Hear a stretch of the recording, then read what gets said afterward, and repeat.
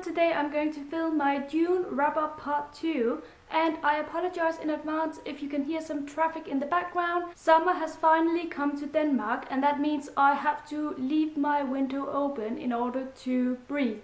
So that is fantastic. I need to film this fairly quickly so that I can get back outside in the nice weather. So here we go. First of all, I'm going to start with talking about two books that I reread recently. First of all, we have Me and Earl and a Dying Girl by Jessie Andrews. I read this one about 2 years ago and I quite liked it back then, but I gave it 3 stars because I wasn't convinced that this was a great story. But when I reread it this time around, I was so much in love with it, and I upped my rating to 4 stars simply because this book is hilarious, and I don't think I got that when I read it the first time around.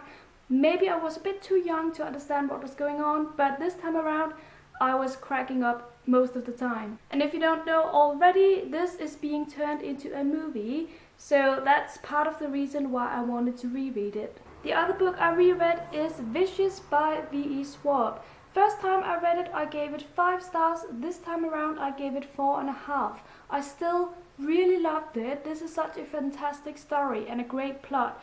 But it wasn't a 5-star book to me this time around. There was something about it that just wasn't fantastic, but it was still really good. This is about 2 main characters who basically try to kill each other because they believe that when you are dying, you gain a superpower. They want to obtain this superpower and experiment with it, so they try to kill each other. Such a hilarious plot and such a great story with great villains in it. Moving on to the new books I read in June. The first one is Buzzy Pads by Tina Fey. I knew who Tina Fey was, so I wanted to read her autobiography, and I quite liked it, but I didn't love it. I gave it 3 stars. I mean, it was really good, and it was nice to get a background information on Tina and her life, but I felt like throughout most of the book, she kept this distance to herself, and she didn't really allow for the reader to really come close to her and know her feelings and thoughts about things. We do get some more feelings towards the end of the book, and I really liked that passage. But most of the book was just a retelling of her life and what she's been through, which was very interesting as well, but I still needed that extra close connection, so 3 stars for me. Then it was time for a very fluffy read, so I picked up The Chocolate Lover's Diet by Carol Matthews, the second book in the Chocolate Lovers series, I think it's called.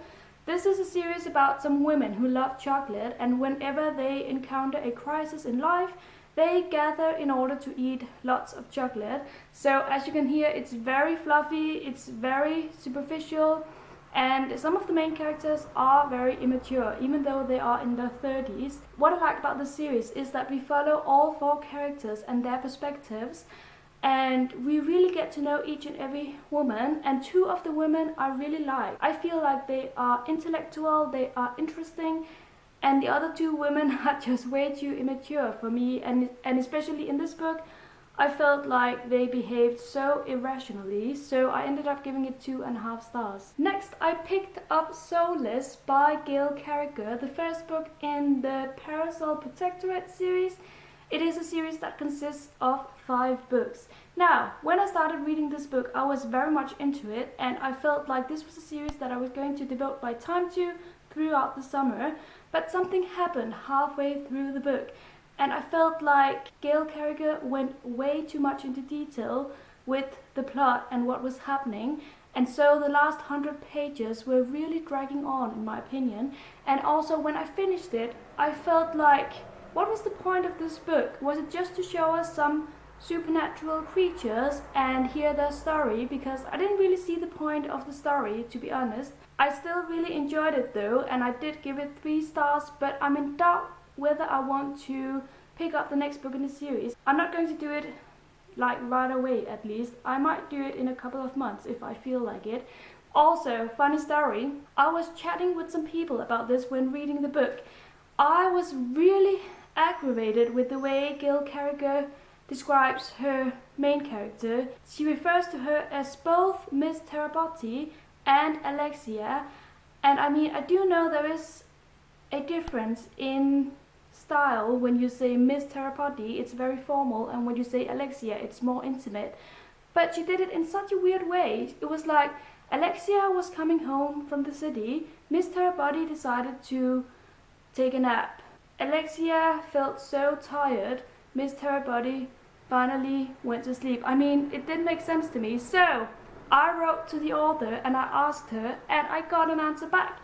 And I'm going to read it aloud to you just because that happens so rarely. So I was fangirling a little bit, but here is the answer. Dear Helen, thank you very much for taking the time to send me a missive. As you probably are aware, we writers live very solitary lives, and it is lovely when someone makes an effort to reach out personally. I'm also sorry for how long it took me to respond, as I am recovering from a major surgery. As to your question, many authors have different ways of mixing up the vocabulary so it is less repetitive. Sometimes it's referring to the same character in different ways, as in the example you just pointed out. In Victorian England, Alexia would also have been referred to as either Alexia or Miss Terrapotty, as social situations dictated. So, when other characters call her by either name, it is by way of social construct. I hope that answers your question. With all the very best wishes, humbly yours, Miss Gail.